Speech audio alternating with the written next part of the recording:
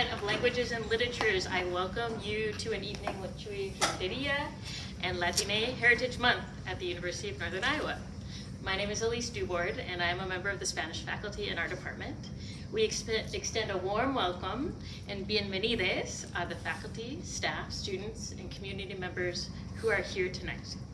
Before I introduce our featured author, I would like to thank several people who helped make this event possible. First, I'd like to thank Dr. Jim O'Loughlin and the head of Languages and Literatures for supporting this event and making the video recording. Thank you to Gwen Berry, Assistant to the President, and UNI's Chief Diversity Officer for contributing funding to this event. Thank you to our Office Coordinator, Alex Beer, for expert help with logistics, and to Sarah Pauls and Michaela Kendall for their work with promotion. Thanks to the faculty and staff who promoted this event to students, and to the custodial staff who takes care of this space. Thank you to the UNI bookstore for selling Chuy Renteria's book, We Heard It When We Were Young, in the lobby tonight, and to the students who are working at that table. If you would like to purchase a book, Chuy will be signing them at the table outside of the hall, or if you have one already, after this presentation. Y por último, mil gracias to the entire UNIDOS Executive Board for the fantastic calendar of events you have organized for Latine Heritage Month, and especially for your help promoting this event. Let's take a moment to show our appreciation for all of these people.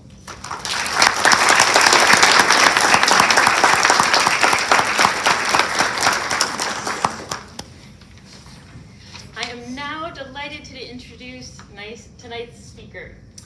Iowa native Jesus Chuy Renteria is an artist, writer, dancer, and teacher, but above all, he is a storyteller. Both sides of his family are from border towns in Mexico that transplanted to the Midwest. Growing up in West Liberty, he oscillated between the Mexican, Laotian, and small-town cultures that made up Iowa's first majority Hispanic town. His coming-of-age memoir, We Heard It When We Were Young, Tales of Growing Up Mexican-American in Small-Town Iowa, was published in 2021 and was recently released as an audiobook. In his book, Chuy tells stories that celebrate the spaces between cultures, of Spanglish and generational clashes, and the messiness of people finding themselves.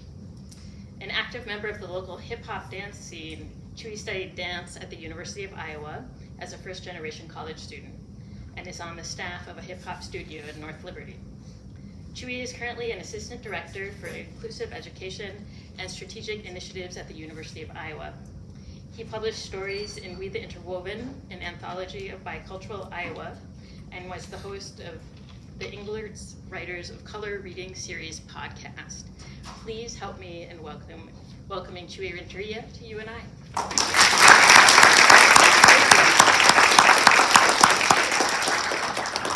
Thank you for that wonderful introduction, and thank you all for coming and joining me. I'm gonna sit, and I'm sorry if the monitor's in the way, but I'll move up because I have lots of energy and I'll be moving up.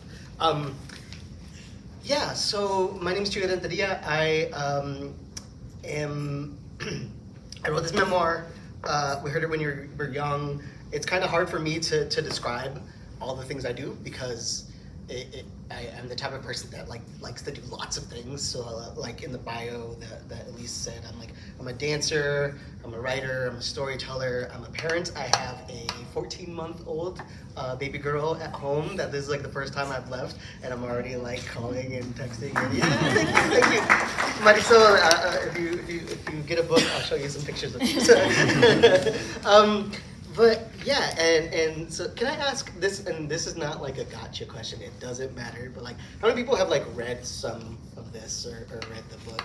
Hey, a couple people, cool, that's good. No, and if you haven't, that's fine too, but if you have read it, if I could give the elevator pitch to those that haven't, I describe it it's the story of my, oh my god, cute little baby sneezes. Yeah, I clocked the baby when it came in, and I'm oh, it's my body soul.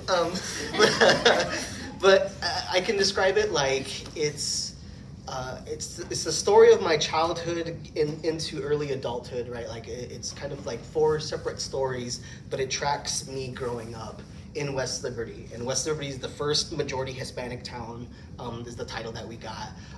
When I grew up, there was lots of Mexican immigrants like my family. There was lots of Laotian refugees, which at the time, and I talk about it in the book, I didn't know what refugee meant, right? I thought the Laotians were like the Mexican families that came. I didn't connect it with like, you know, the Vietnam War and the Tai Dam people being displaced, and that's why my friend Jerry and Tha and Randy and Lucky were here, because their parents were running away from war, right? Which is like kind of really forefront in my mind right now, right? But so that's all to say, it was this really amazing kind of interesting childhood that I think some people in here can relate to. Maybe not explicitly relate to, but the way that we as kids growing up were like oscillating between all these different peoples, right? Like we were, like I think I hear a lot of people say when I like nod their heads when I'm like, we weren't Mexican enough for the Mexicans, we weren't white enough for the white people, we weren't, like, for me it was like I got into breakdancing and hip hop dance, and then all of a sudden the Mexicans were like, oh, you're trying to be Asian, right? And I was like, I just love dancing, like what? Like, you know, so like it was this really crazy, you know, and at the same time it's just like, I grew up in a small town in Iowa, right? Like we went gravel roading. We like, you know, we went to the fair where we saw the cows. You know what I mean? I was like, I say ope, like when I'm at the store, you know what I mean? So it's like, it's this very interesting, and for the longest time I didn't realize that the story was worth telling. And we can kind of get into that. But what I'm gonna do is I'm just gonna read an excerpt. Because it's been a while since I read from it. And I'm just going to read a couple pages. This is from the first story. So the first story, the way that I'll pitch it is, it's like, it's really, you know, like us when we're like around this age. I was 9 years old at the time of this picture. So 9, 10 years old, me and my friends. And it's about my relationship with my dad in a lot of ways. My dad was from a tiny, tiny little like pueblo in northern Mexico named Mahoma. It was like 300 people. Mahoma is actually like, the word Mahoma is actually like an indigenous word. Like it shouldn't be actually, it's spelled Maijoma. So it should be like, if you're saying it like Spanish, it should be like Maihoma, but it's Mahoma because it's indigenous, right? But it's this really, really tiny little village that he grew up in. And so like my dad came to Muscatine, Iowa first because his brother came and he found some factory jobs. Then they ended up in West Liberty because their house burned down. My parents' house burned down when they met each other. And so all of a sudden, and he was undocumented when he came. And I've never quite heard the story of my dad coming through.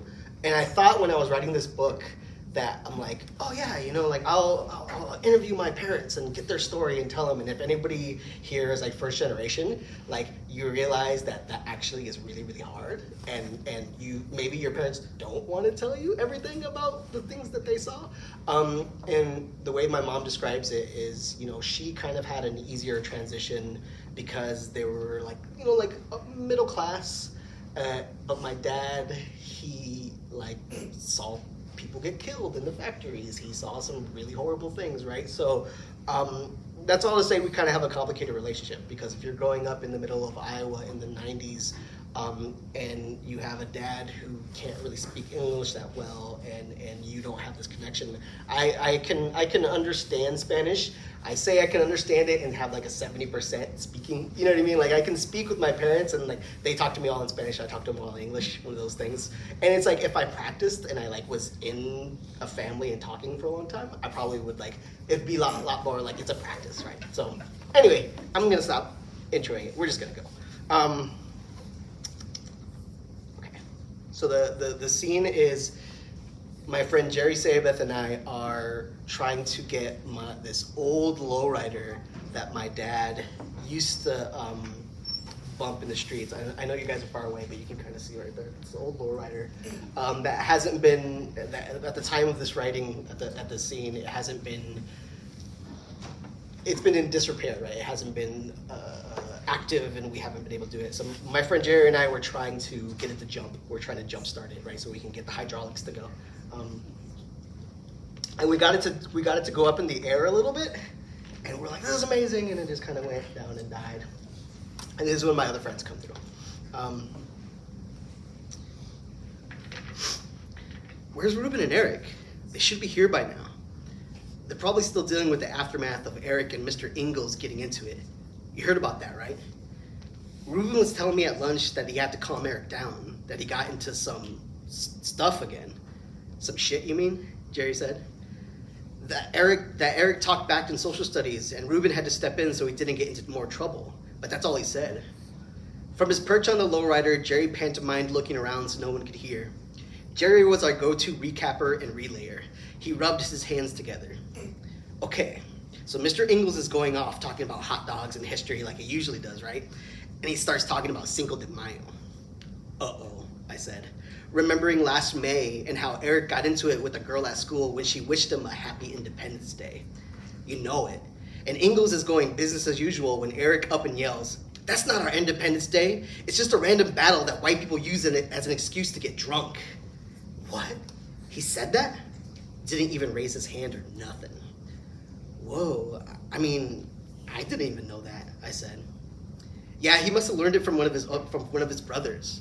Eric Maldonado was the third oldest in a family of 6 boys. Legend had it that his parents kept on trying for a girl and kept on having boys till his mom couldn't bear it anymore.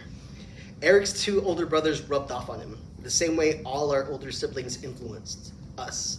The same way all our older siblings influenced us, more than our parents or teachers. They were the zeitgeist. But Sergio and Junior were both bigger guys finishing high school, big and tough. Eric was one of the smallest boys in our grade. His 3 younger brothers were already catching up to him in size. Being the runt of the Maldonado litter gave him a Napoleon complex. If something rubbed him the wrong way, he'd be the first to escalate. You know Eric, though, little guy can't keep it in when a teacher pushes his buttons. And Mr. Ingalls wasn't having it, telling Eric he was wrong. Eric kept saying, "Let's get an encyclopedia right now and prove I'm right." They went back and forth until Ruben jumped into the combo, trying to calm Eric down. But in the end, they both got into trouble. The sound of bike wheels on gravel cut through the air. Eric and Ruben tore through the alley by the side of my house, raced through the front yard and slammed their brakes, fishtailing and coming onto their front tires. "Yo, yo, Nalgas," Ruben yelled as he jumped off his bike. It rolled and slammed onto its side on the grass. "Ah, speak of the devil, and the little devil," Jerry said as he pushed off the lowrider. Eric smiled. "Hey man, don't push it," he said as he came over and gave me dap.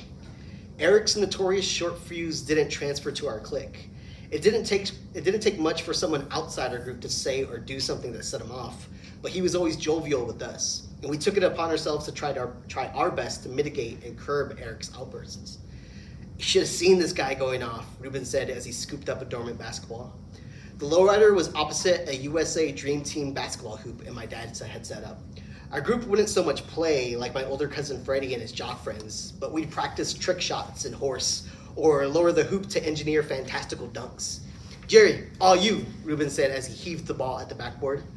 Jerry ran and jumped to catch the ball midair and complete the alley-oop they had been perfecting. His fingers tipped the ball and changed its trajectory, causing it to slam into the passenger door of the lowrider.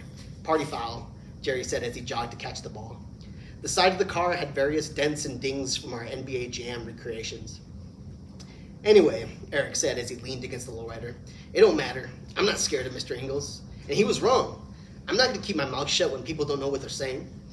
"Yeah, we definitely know that," I said as I joined Eric to watch Jerry and Ruben botch their move, ducking out of the way when the ball came slamming into the car. "You proved that over and over and over." Ruben palmed the ball in both hands and stopped for a moment. His words came out sharp. "Yeah, fool, we know. But you forget about the Snow Bowl. Mr. Ingalls ain't gonna forget that come winter." Eric strained for a retort but couldn't think of anything to say. The Snow Bowl was a glorified recess game of flag football that Mr. Ingalls orchestrated when there was enough accumulated snow on the field to emulate a Lambeau Field winter classic. Mr. Ingalls was a designated quarterback for both teams, reliving some golden age of his youth. It was legendary among the 5th and 6th grade boys transitioning into tackle football in junior high. Sensing the energy shift, we all stopped and waited for Ruben to continue. "You don't think Mr. Ingalls talks to Mr. Austin? Or shit, even the high school coaches?" Ruben's words hung in the air. Jerry and I scuffed at the pavement, averting our eyes. Eric's words came out small. Scorned, he held onto one arm like he had gotten a booster shot. Okay, he said. Ruben held Eric's gaze for a moment until he unfurled his eyebrows and slapped the ball in his hands. Okay then, Jerry, let's get it. And he passed Jerry the ball to switch positions on their alley-oop attempts. After a bit, when Jerry's laugh echoed off the garage door amid basketball bounces and crashes, I went to Eric. Hey man, it's all good. Mr. Ingles takes anybody that wants to play. It'll all blow over. Nah, Ruben was right. I messed up, Eric said while watching to see if the other guys could hear. I should have thought of the team. I was right about Cinco de Mayo, though. I slapped Eric on the shoulder. You were right, dude. Man, I wish I could have seen his face when you put him on blast. Eric broke into his little ladies' man smile. In contrast to his short fuse, Eric was good-looking and a hit with the girls in our class. Unlike the rest of us, who were still very much awkward around girls. He rotated to another girlfriend every week. They only wished he wouldn't get so angry all the time. Yeah, I was right, pinche Mr. Pringles. He looked more like Mr. Pringles than ever before. Pinche culero, I said in my best Pato accent. We proceeded to call Mr. Ingles every Spanish curse word we knew and elaborate all the ways he reminded us of the Pringles chip mascot. Unlike me, both Eric and Ruben were fluent in Spanish. I could understand most of what my adults said to me, but I got nervous talking back. My friends would translate my English for their parents when I visited their houses. But I knew enough to blurt out Spanish curse words with my friends, which was funny because I didn't curse in English much, a fact that led to much ribbing from my friends. Whoa, whoa, whoa, Ruben said to us while making a timeout sign with his hands to Jerry. Is this true, Chuy? That you got the lowrider to jump? Eric's eyes lit up as he looked at me. Nuh-uh, for real? You got that ancient thing to turn on? He asked, turning around and backing up to look at the car as if it would start again by way of magic. How crazy was it? All eyes were on me. I could already feel that the story was going to shift and morph the way all stories out of West Liberty do. Our tale of getting the hydraulics to heave the car before sputtering out would become the story of us struggling to contain the car as it jumped and bucked. I mean, we got it running and up. That much is true. I started before getting cut off by the group's excitement. Jerry began rapid fire recapping the events, his story punctuated by exclamations from the other two. Finally, Eric said, dude, that's crazy. Do you think you ever could get it running again? I mean, to actually be able to drive it? Jerry replied for me, nah, I don't think so. That thing's from the ancient times. Besides, why would you actually want to drive it? It's nice to look at, but it's all show, no go. Eric and Ruben threw their arms in the air and talked over each other in response. Man, you're just repeating what Don and them say. Lucky says that all the time when he's comparing the other cars to racers, Ruben said. Yeah, well, it's true though. I mean, look at that thing. It's a piece of shit. Damn, dude, do you hear that, Chuy? Ruben asked. He's talking shit about your dad, man, Eric said while they laughed. Jerry looked at me. You know I'm not trying to say anything like that. You said it, he started. But a low adult voice interrupted, in Spanish that was sure of itself, from an adult who knew it as their first language. It wasn't the mangled Spanglish of the playground. Sure, Ruben and Eric could speak it, and I could understand it, but even their Spanish wasn't as confident as this. This was the Spanish of the newscasters on Univision. It didn't care if you could understand or not, or if you grew up in Iowa and oscillated between languages, bastardizing both. Hey, Chuy, ¿qué están haciendo? It was my dad, standing before us by the basketball hoop. He was in his Louis Rich work shirt. Louis Rich was the turkey processing plant on the other side of town. It's where the majority of our parents worked, the reason why West Liberty was West Liberty. The shirt was a brown button-up with his name stitched over his breast pocket, Juan. Nothing, we were just playing. Nomás estamos jugando, I replied. ¿Y las llaves? He asked as he stretched out his hand. And in that gesture, I knew he had caught us. I reached in my pocket, walked over, and handed him the keys with the scorpion keychain. The guys were already at attention and quiet at my dad's arrival, like we always got when a parent invaded our space. But at the key transfer, they began searching for an escape. Ruben and Eric picked up their bikes. Jerry looked over at me as he followed, his face heavy. He was no doubt wondering if my dad had heard him disparage his car, or if he had heard him but not understood. Hey, wait up, let me get on, Jerry said before jumping onto the pegs on Ruben's back tires. Ruben had installed those fat chrome pegs so a passenger could stand up while he pedaled. Jerry held on to Ruben's shoulders for stability as Ruben gave an extra effort to pedal off. Chuy, we got something to show you though. Meet us at the bowling alley when you're done, Ruben said as they started their way over to Liberty Lanes. The bowling alley was up the street from my house, opposite from the track on Elm Street. I watched as they pedaled off, bursting into sound as they laughed and chided Jerry. I yearned to be with him. There was nothing more I wanted than to be away from my dad and with my friends. Not because my dad scared me or I was going to get it or nothing. My father's a mellow guy. I don't ever recall him hitting or even really yelling at me. If we upset or annoyed him, he'd let us know. But my mom, the matriarch, she delivered the real punishment. No, I wanted to go because at that time my friends were all that mattered. And I also knew that what was coming would be awkward and embarrassing. See, my dad and I, we got by communicating with one another in short bursts. Any longer communications stilted, became exercises in futility. ¿Y por qué estabas jugando con el carro? He asked, getting a closer look as he knelt by the dents in the side of the car. I meant we were playing with the ball, not the car, I replied, sounding less defensive and more annoyed than I wanted. He noticed something while looking at the front tire, and I noticed the shift in his tone. ¿Comenzó? He sprung up and looked inside the car. I looked at his reflection on the lowrider side window as I replied, yeah, we got it to start. We couldn't jump it, but we got it up. I watched my dad's eyes as he searched the interior of the car. His head gears were grinding as his eyes darted from switch to switch. He started to speak faster now. Words cascaded out of his mouth as he noted things about the car. I couldn't make out the Spanish. When my dad and I talk to each other in our respective languages, it's slow and methodical to let the other person catch up. These words were too free-flowing for me. They were recollections of past work he had done on the car, things he could still do, we could do, nosotros. Jerry said that I won't ever run again. That true? I saw my dad's reflection smile, a real smile. Not a talk to the lady at the bank for a loan smile, but a genuine one. His lips upturned underneath his mustache to show his teeth. His English was a lilt. Each sentence fragment sounded like a question, like he wasn't sure if it should be a question. Yeah, we can fix it, if we want to, he chuckled. My face grew hot. There was a beat. My dad's smile dissipated as we both stood before the car. Another beat. I could feel my cheeks blush like in many of our conversations. We stood silent as we realized we couldn't translate the words to articulate between us. The question that should have followed, do you want to fix it with me? My dad was gifted with his hands, in his bones. He had a passion for tinkering with cars and fixing up the house. Every weekday after work, he would go straight to the garage and work until dinner. I suspect my dad always had a master plan when it came to the lowrider. The plan was that he and my older brother, Johnny, would upkeep the car. Plan B was that he and Johnny would fix it up when it fell into disrepair. Johnny shared my dad's talent for working with his hands, but his interests focused on audio equipment and speakers. They called him Speaker Johnny. He could install the audio system in the lowrider no problem, but actually fixing it up, that was never entertained, which left me. But I didn't share my older brother's and dad's penchant and proclivity for fixing things. I liked the software side of things, video games and screens. I couldn't be bothered with the nuts and bolts, the work of it all. The notion of doing manual labor on a car was akin to having to mow the lawn. It didn't matter how cool the car looked. My dad began futzing with the lowrider side mirrors. I took this opportunity to dip out and head inside our house. Full disclosure, when it comes to my family, we don't talk. Like really talk. Like they do on sitcoms. I'm amazed at the idealistic ways characters deal with conflict on TV shows. If one person is feeling something, they'll corner another person and hash it out. My family, especially my dad and me, we don't talk like that. Some of it is language barriers, but some of it is just plain old emotional baggage.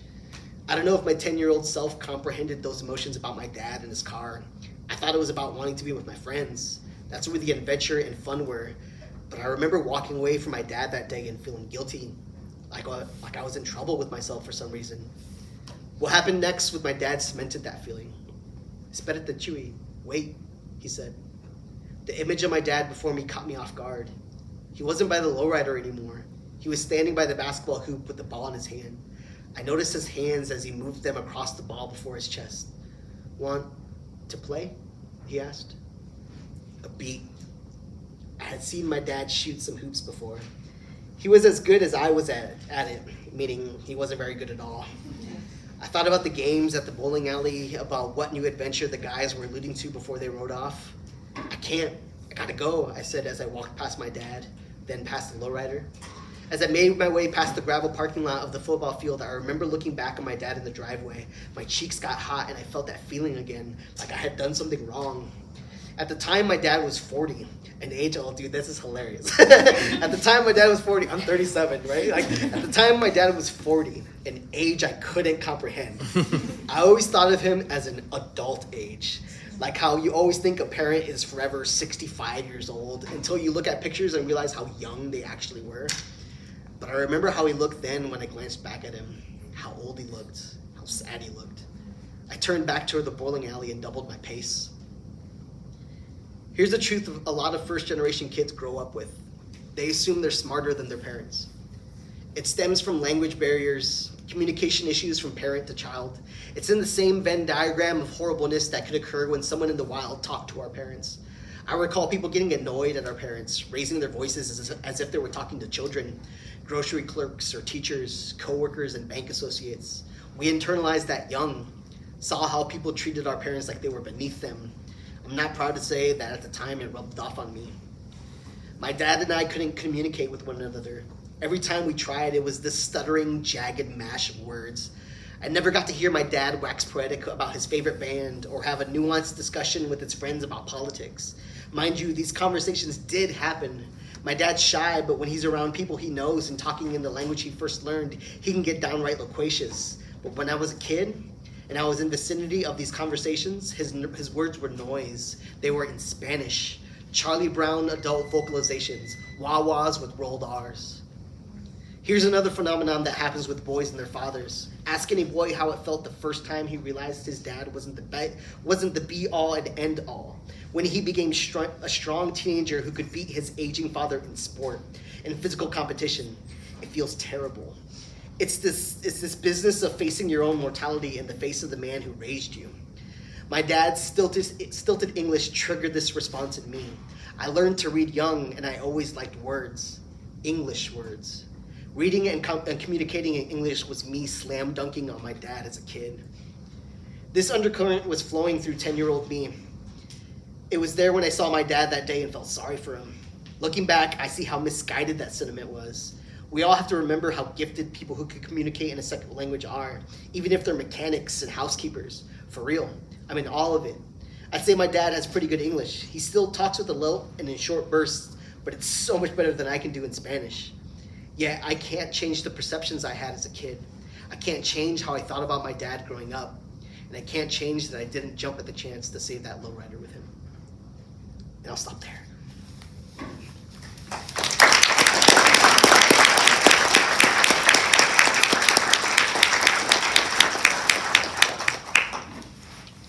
Thank you. So I wrote that. I signed my contract for the book and started the fall of 2019, and then spring of 2020 is when that spring break when everything stopped.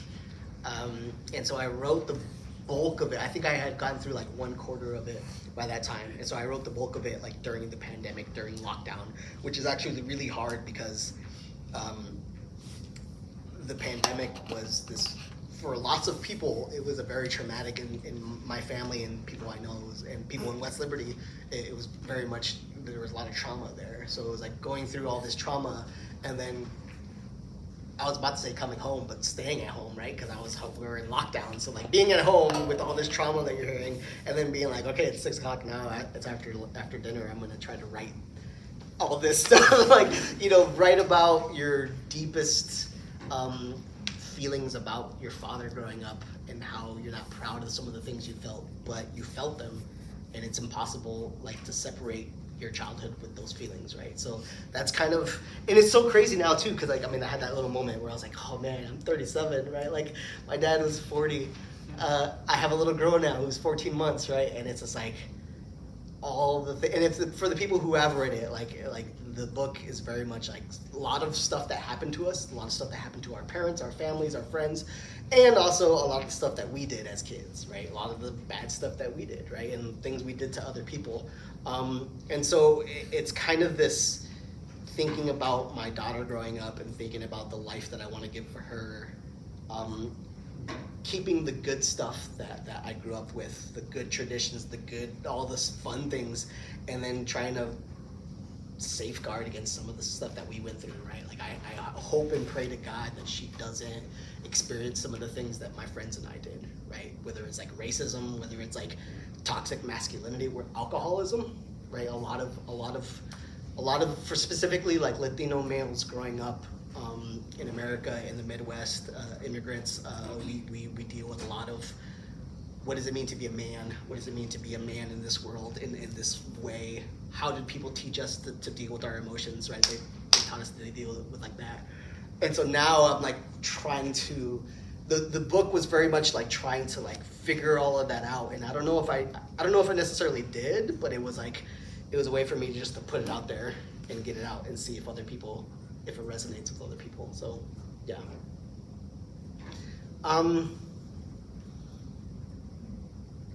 Yeah, I mean, I've been talking for a long time, and thank you all. Like, I usually don't read that much, but I just felt, I don't know, I felt good. I felt like the energy, like people wanted to hear it. So thank you so much for kind of like letting me kind of go with y'all.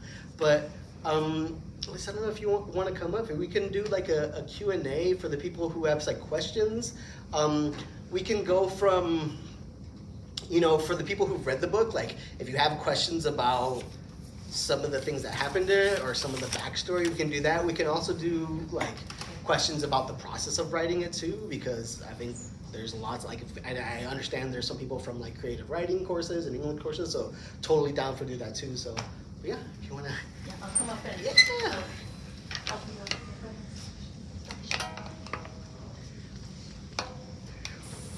So we'll do it officially. Does anybody have any questions? We'll do it. This is the Q&A portion. Yeah.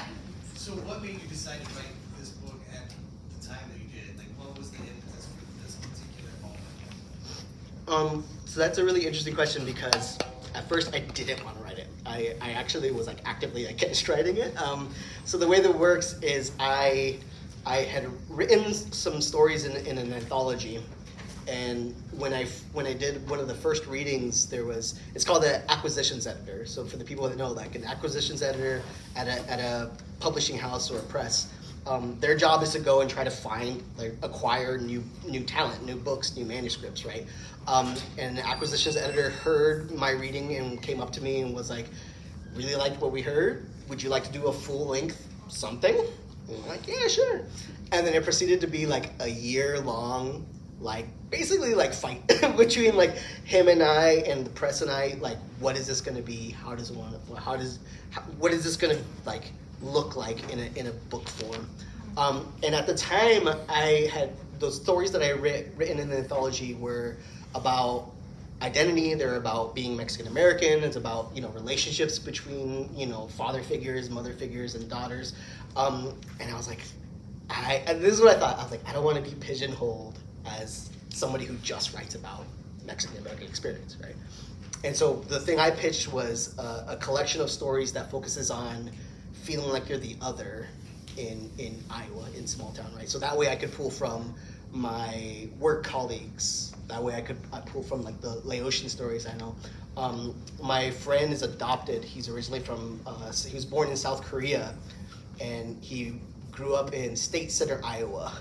Which, yeah, I'm getting some nods. State Center, if y'all don't know, it's it's literally in the center of the state. Really small, white, conservative.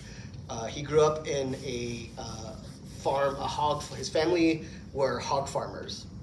When he was 18, or 19, I think it was, his mom got a call from the adoption agency that said, we do this thing where if Scott's his name, if Scott wants to meet his biological mother, we can coordinate that to happen, but you have to come to Seoul first before we can reach out to her. You have to go to Seoul, South Korea, and they went. So his family, who's never been outside of the country, goes to one of the biggest cities in the world to potentially maybe be able to see his mother that gave him up for adoption. And he told me that story, and Scott's this really chill, unassuming dude. He's like, yeah, we went, nothing really happened. And I was like, what are you talking, that's the most amazing, craziest story. What are you, that's intense. And I'm like, I want to say that. And I told that to the editors. I had that as one of the stories that I drafted out. And they're like, nah. They're like, it's a really good story, not anything against it, but we need, it's a memoir, Latin American studies. It's part of it's like it's a business, right? It's like we need to be able to go to the shelves in the book library and bookstore and be like, this is what the other ones, right? And I'm stubborn. I'm one of the most stubborn people you'll meet. And so we had a year of like 3-hour coffee meetings where we're like going back. I'm like, no, I don't want to do it. Finally, I just had, okay, if I am gonna write about what it means to be Mexican to myself, what it means to be growing up in this town, I have to do it real. I have to do it the way I want. I have to show the ugly side. I have to show all the sides. And of course, I thought for me, I was being really rebellious and being like, yeah, I'm going to do it. And of course, the editors are like, that sounds amazing. You know, like, that sounds like the most perfect, like, yeah, we want to see something complicated, right? So, yeah, long story is, it took some convincing from the editors. And like, shout outs and props to Ranjit and Meredith were the names that had the conversations with me, because I think they were the ones that are like, part of it too is like, your story is worthy to tell, and me coming around to that. Yeah. Thank you for the question. Yeah. Yeah, you discussed your strained relationship with your father growing up. I'm wondering, have you had a conversation with him since you had this reflection about your childhood, and even since you published this book, and what was his response to that? That's a really good question. Yes and no, right? Like, I mean, I was like, we don't talk, right? Like we like people, I've seen like some people smiling because they're like, yeah, we know what you're talking about. We've talked about it in like this kind of way. You know what I mean? Like a lot of it is so the example I can give is like the way that my dad shows love is just like, hey, you're like the trees outside in your backyard are getting, I'm gonna go and chop them for you, right? I'm gonna go like, you know, oh, like your tire's looking flat, right? Like, and like we would never, I can't even imagine what that would sound. That'd be so crazy. Like, even if I could speak like crazy fluent Spanish and he could speak crazy fluent English, I don't think we would have that conversation, right? The thing we have done though is like, I think, and I kind of talk about it in the book too, is like me having to overcome the awkwardness of the language barriers, and for me to be like, I'm gonna try to talk to you. I'm gonna try to like, and it happened during the pandemic. That's one of the small like good things of it was like we had time to talk, and we had time to be like, I'm going to ask about, I remember at one point in Iowa City, there was a derecho that happened, like a storm that like took out we were without electricity for 2 weeks at my house in the middle of summer in Iowa. It sucked. But I remember my dad came and he like showed me how to start a fire, right? Like, and like, I think in the past it would have been like, whatever, you know, like, but I was like talking to him about it, and he was talking to me about like in Mexico them doing it, right? And so there was that moment where I was like, oh, I don't know how to say that. And I mean, like, I think my wife and I, we've even done like Google Translate. You know, I feel like such a dork where I'm just like, what did you say again? Like, let me put it in. But like, that's what it takes, right? And so like, I think that's, and I mean, the other big thing too, and again, I talk about it in the book, is like, he's getting older, right? And he had, and we talked a little bit about this earlier tonight, but he got COVID, and it was because the factory in West Liberty didn't have any type of real protocols or regulations, and it was like one of the scariest things that I had to like help process with my family, right? Because he almost died, right? Like he almost died, and at the same time that was happening, all my colleagues at work at the University of Iowa, like we were getting on Zoom, and they were like, how are things going? I binge watched all the shows that I could on Netflix, right? And I'm like looking at them and like, my dad, I'm afraid that my dad, this job is going to consume him for nothing, right? Like for like, so that Subway can get more turkey, right? Like, so that was a real like kick in the pants for me to be like, I need to overcome whatever awkwardness, I need to overcome all this and connect with my dad.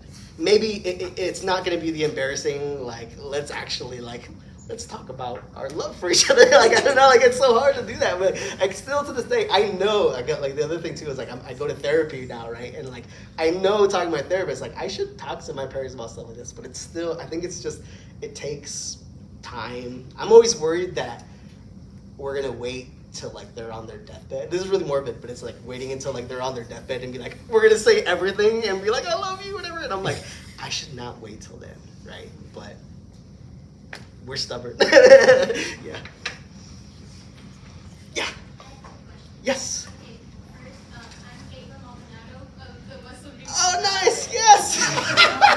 So you're like, I know Eric. So, first, if you had to be stuck on a deserted island with one of the 6 Maldonado brothers, Oh, snap. That is a great. I've never got that question before in one of these. Do we have to like catch everybody up on the Maldonados then? Okay, so I think it'd be Serge. I think it'd be Sergio, oldest. So so Eric was my age I'm gonna try to do my best to like kind of like make this like a package. Eric was my age and we were friends, right? And he had 3 younger brothers. Carlos and I actually connect a lot. So Carlos is a really amazing painter. He paints like outdoor scenes and landscapes and still lifes really, really well. Sergio, he's the oldest and maybe like 8 years older than me, right? And he was always he was like tough. He was like one of the guys that like you would hear legends about him like fighting and stuff. And you're like, this guy is mean. And it's funny because I've talked to him, like he's been one of the ones that has really championed me, like telling my story. And like he read the book and immediately like messaged me and called me and talked to me. And I think he is really, really trying to navigate that same like, I used to be angry. I used to fight because I didn't know how else to like communicate in a lot of ways, right? And so I talk to him now, and I think the last message we had, he's just like, why do we do this? Like, why does our community struggle with alcoholism? Like, because we have a lot of friends in West Liberty that like, they don't just drink, like they drink to get drunk. They drink to get drunk and to fight. And it's like, why does that happen, right? And like, we were trying to just talk it, and a lot of it is like, well, there's socioeconomic things, there's like colonialism, there's like people taking advantage of the way, like a lot of it is like we have friends who went to the military for certain reasons and they went to the Iraq War, and like a lot of it's trauma from that too, right? So that's all to say, yeah, it would be Serge. So yeah. Second question? now that you have a daughter, do you plan on doing anything differently to teach her Spanish? Oh, that's a great question. Oh, we're trying to. That's a super great question.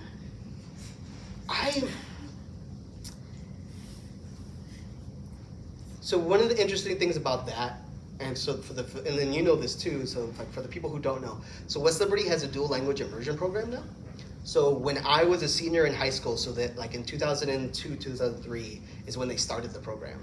And I forget what year you start it. Maybe when you're in like Preschool. Is it Now it's preschool. preschool? Yeah. So young. I know my nephews who are like 13 and 12, they a couple years ago, they were like, are you gonna are you gonna not only enroll, are you gonna apply for the dual language immersion program? Because that's one of the things, it's a lottery because there's not enough slots for everybody. So they can't, not everybody who wants it. And the other thing too is, so again, talking about the pandemic, one of the crazy things that I kind of saw, my wife was a teacher in the district as well.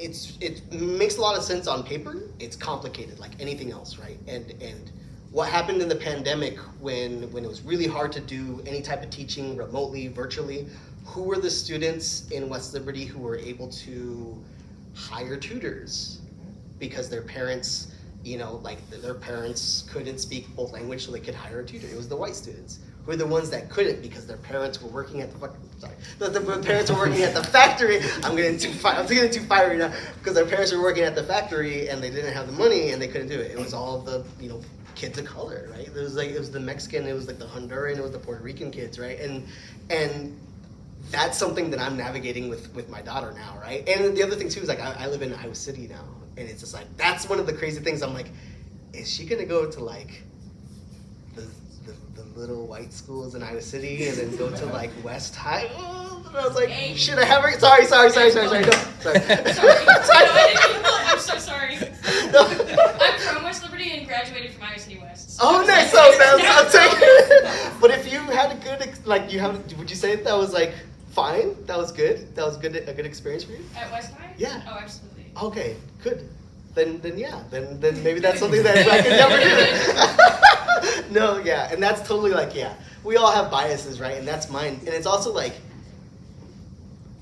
you have to fight. Like, what do you know? What do you know as like growing up? Like, I know that, and like maybe, and then you have to be like, I don't know what it would look like for her to go. Like I'm imagining if I moved somewhere, like if I moved to Chicago, I'm like I have no idea what that would look like for her, and that kind of scares me, right? So it's just like, do you go where you know or you don't know? So yeah, yes, and then we can do. Actually, you had your hands first. You had your hand, and then I'll go here. So. Since we were talking about your daughter, then what do you want to repeat in her life that would be different from your life? So like. So what I'll answer what do I want that's like good in my life to happen again, and then what I want to keep her away from. I'll do both. So the thing that was really cool about West Liberty going up for us was, and I think it's still kind of true for kids, is it felt like it was free. Like it felt like we had freedom in a way that I've talked to other people that grew up even in different towns. In like the Midwest, and I think part of it is because it was the 90s, but I think also part of it was because like the way that our parents, like they regarded growing up, right? Like they're like, no, you guys go like at parties at Bilis and stuff, like the parents are like, we're gonna drink and dance, like you kids go run around outside, right?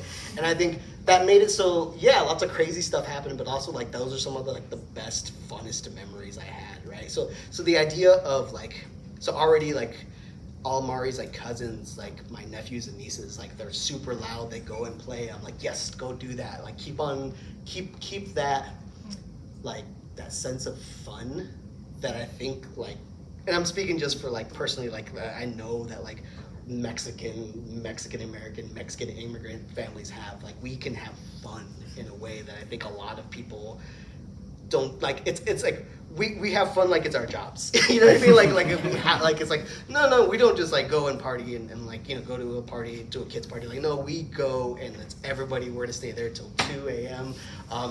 The kids are gonna go till they pass out. Like you know, we're like that's how we do it, right? And so I'm trying to navigate like how much can I give my daughter that too, right? The stuff that I hope she doesn't get is.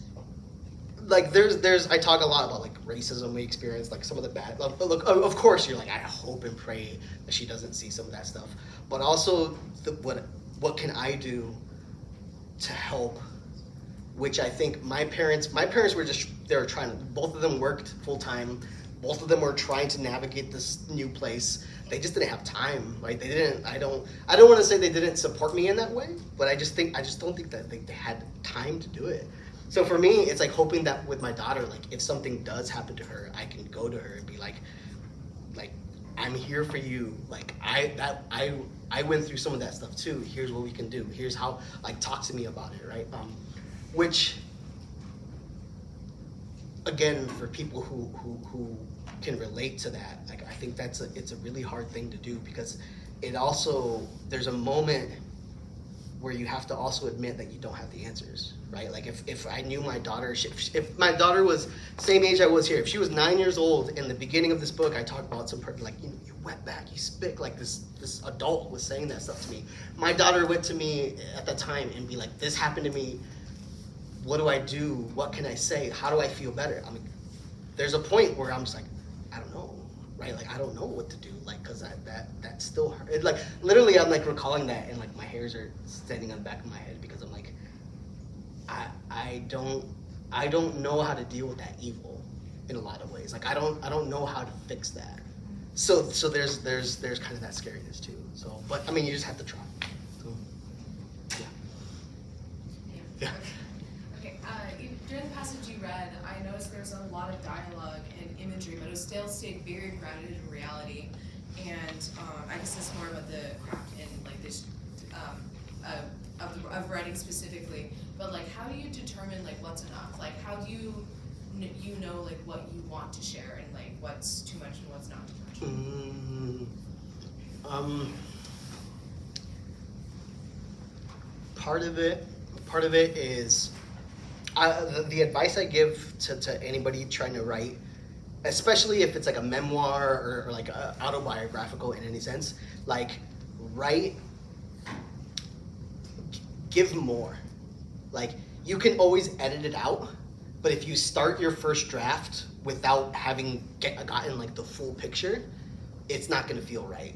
You know, so for me, there's some stuff that I'm like, so the kind of rules I gave for myself was, everything I talk about in this book, or like the majority of stuff I talk about in this book, I had to either have been there, or like it's a friend who told me about that, and it was like, you know, it couldn't be like gossip. I couldn't be like, oh, I heard this about these people across town, right? Because I'm like, I don't know if it's real or not. So that was one of the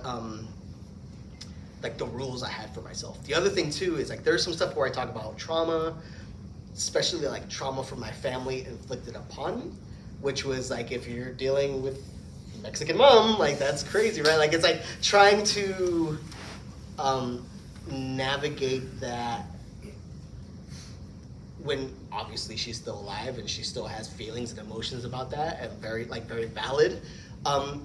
But at the same time, I also have to say, like, because some people are like, oh, how could you say that? Like, how could you detail about this thing that happened to you? Like, when it's your family or loved one, I'm like, because it happened, because you did that, and like, we obviously had to talk about stuff and navigate stuff too, but I didn't want to exploit anybody. I didn't want to exploit the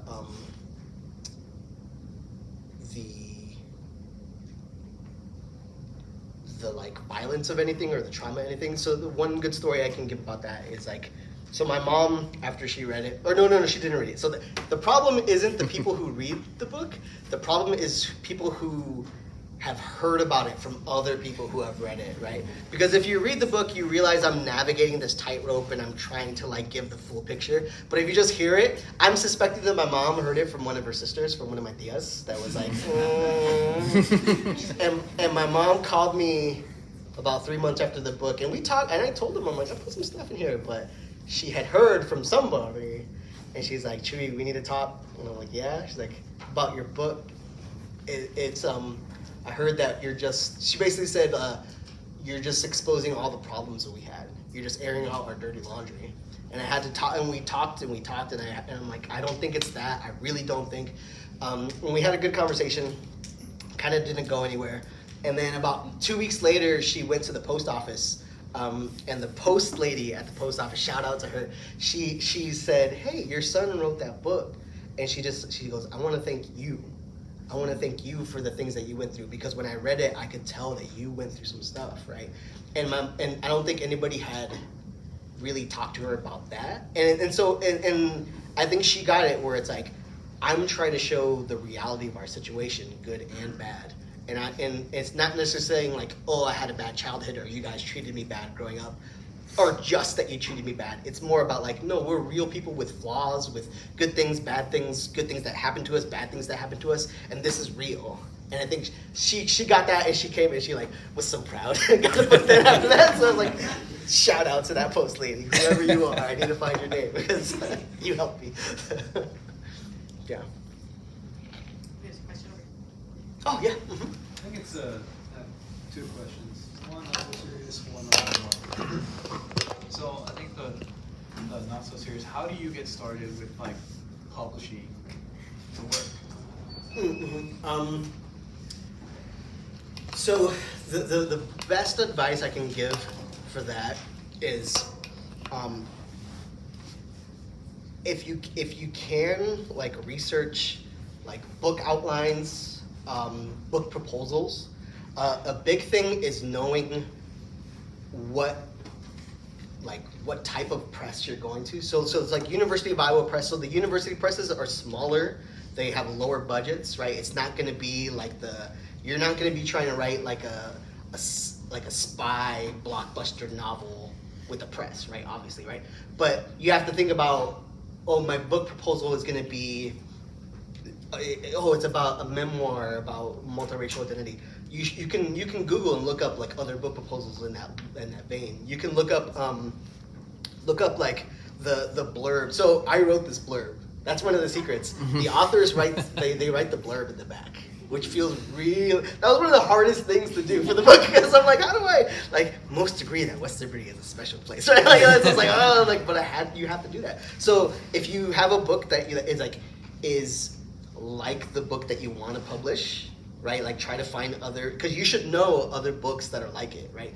And you should know one of the other best pieces of advice I got was, talk about how your book is like these other books and how your book is different from these other books. Like what makes it different from them. And you're gonna do that outline and proposal, and like, here are the demographics that you're trying to reach to, right? Here's some authors that inspired your writing in this piece, right? In this publication. And you're gonna do that. I probably went through like 5 or 6 drafts of just that. So yeah, it's tough, but yeah. And your second one? You don't have to answer this one if you don't feel like you have to. But coming from another first generation Mexican American children of immigrants, how did you navigate through a lot of that like generational trauma, all that kind of stuff that happened within your family? Because I know everyone kind of has a different way of processing things, going through things.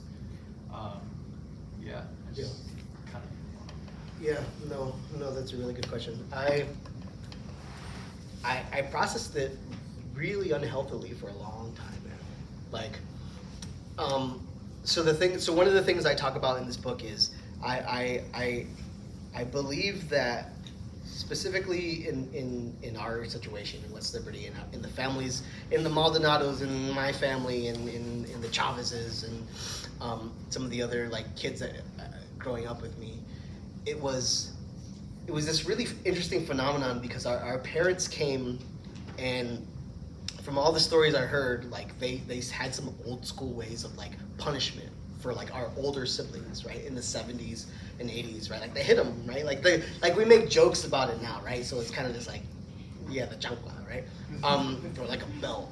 But like they hit them, right? And then our oldest siblings, because I have an older brother and an older sister than me, and so the older siblings would give it to like the younger kids, and so by the time I was coming up, my parents were getting old, and also they probably were figuring out that like here in America, in the 90s, you probably shouldn't do that, and we were little like snotty kids and be like, we're gonna call the hotline on you, like whatever that means, right? Like we started talking back at them. So it wasn't, like I said, like my dad never hit me. Like I don't think my mom, the only adult I remember hitting me is my grandma, which is, old school, like, but they never did. But my sister is the one so my sister's 5 years older than me. She was tough, and she would beat me. Like, there's some really tough passages in this book about that trauma with my sister. And I was angry for a long time. And I thought the way that I expressed myself and the way that I the way I talk about it is, for us, if the emotions got too big, you had to express it through anger. And the analogy I can give is like, if you're thinking of like musicals, like musical theater, so like musical theater or like Marvel movies, they both do the same thing. When the tension, the drama is too much to just talk about it, in musical theater they start singing. in Marvel movies they have a fight action scene because like it's like, you know, Captain America and Iron Man are like, they're too mad now, or whatever. And so for us as kids, like if my best friend Ruben and I had a really big argument where we couldn't, like, it had to either get like a shouting match or like we would like hit each other, right? We would beat each other up. And it's really interesting now because obviously I don't do that anymore, but it's like I think it's still there, like it still lives in you. And if you grew up in a way that like you navigated life by like fighting, or like, you know, you bullied people littler than you, smaller than you because the older people bullied you, I think it's you have to process it. You can't just like boil it down. And a lot of my friends, they would be like, the way that I process it is with drinking, with drugs, with gambling, with all these other things, right? And for me, I talk about it at the end here too. It's like I got an eating disorder, and I think it was because I got so emotional. I got so like I couldn't deal with my life, that like this is what I have control over, and this is like violence against myself, right? And it wasn't until like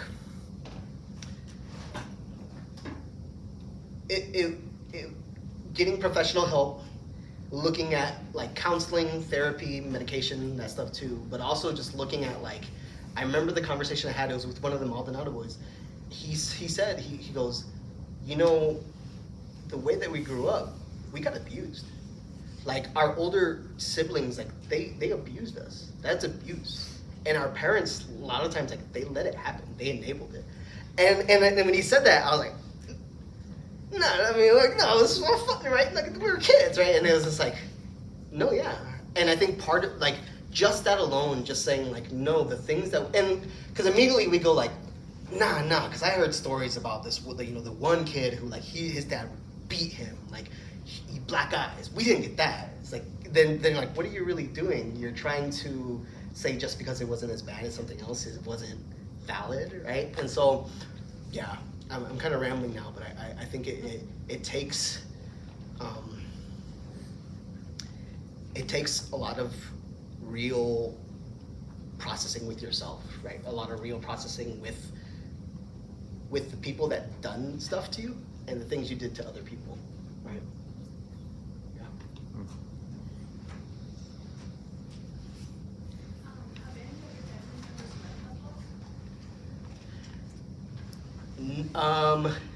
So the question was, have any of my family members read the book?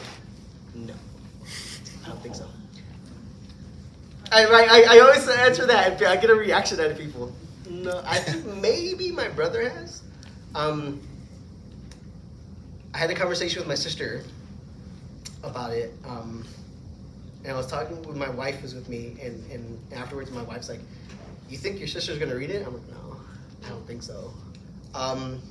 And that's okay with me too. Like I think part of it is like it's too close. Like I don't think they want to go through it. For my parents, obviously it's like a language barrier. Like they wouldn't be able to read it. But yeah, no, they haven't.